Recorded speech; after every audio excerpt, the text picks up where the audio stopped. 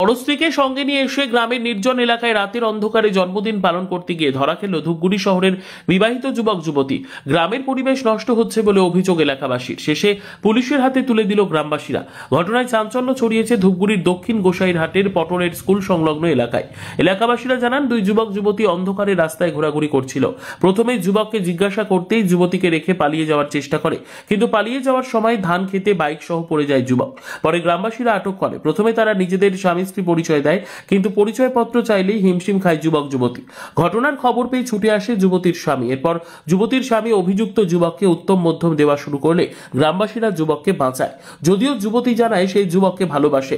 যুবক জানায়, আমরা জন্মদিন পালন করতে এদিকে এসেছি। এলাকাবাসীর প্রশ্ন, রাতের অন্ধকারে কেউ জন্মদিন পালন করে? সেটার জন্য অনেক জায়গায় রয়েছে। যুবতীর স্বামীকে বলতে শোনা যায়, তুই বন্ধু হয়ে আমার এই সর্বনাশ করতে পারলি? ঘটনার খবর পেয়ে ঘটনাস্থলে ছুটে আসে ধূপগুড়ি থানার পিঙ্ক পুলিশ এবং গৃহবধূর স্বামী সহ 3 জনকে থানায় নিয়ে যায়। এলাকাবাসীর অভিযোগ, প্রতিদিন সন্ধ্যায় এই ধরনের পরকীয়ার ছবি দেখা যায় এলাকায়। এতে গ্রামের পরিবেশ নষ্ট হচ্ছে বলে দাবি তাদের। এখানটায় হয়েছিল কি, ঘটনা হচ্ছে বউ একজনের আর একজন নিয়ে এসছে, ওনার বলে গার্লফ্রেন্ড নাকি। এখানটায় এসে কেক কাটার জন্য ঘটনা হচ্ছে এরা অন্ধকারে কেক কাটছে। আচ্ছা, এটাই আমাদের ঘটনা হচ্ছে, পাড়ার ঘটনা হচ্ছে কিছু ছেলে পেলে ধরে ফেলছে। তার জন্য আজকে এই যে আমাদের এইখানটায় আমাদের তো একটা পরিবেশ আছে এই এলাকায়। আচ্ছা আচ্ছা, এটাই হচ্ছে সবচেয়ে বড় জিনিস।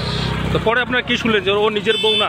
ওর অ্যাকচুয়ালি হচ্ছে কি, বন্ধুর বউকে নিয়ে এসছে। বন্ধুর বউকে নিয়ে আসার পরে এই যে ব্যাপারটা এটাই শুনছি। ওনার হাজবেন্ড এসছে, হাজবেন্ড আসার পরে দেখছে, হাজবেন্ড বলল যে এত এই তুমি এরকম এত নিচু নেমে গেছো। তার বউকে বলছে? হ্যাঁ, এটাই বললো। আচ্ছা, বলছিলাম কেকটা কি ওটাকে অন্ধকারে কাটতেছিল? অন্ধকারে, হ্যাঁ অন্ধকারেই কাটছিল।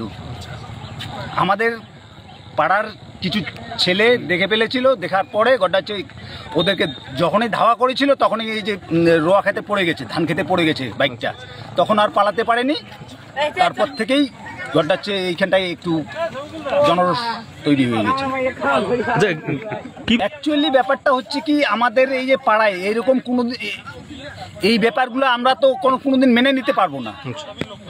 তার জন্য আমরা সবাই সচেতন হয়েছি।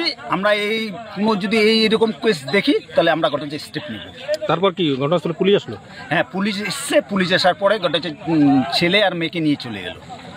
কি নাম আপনার? আমার নাম পার্থ রায়। এই জায়গাটার নাম? এটা দক্ষিণ গোসাইরহাট পটলেরডাঙ্গা স্কুল।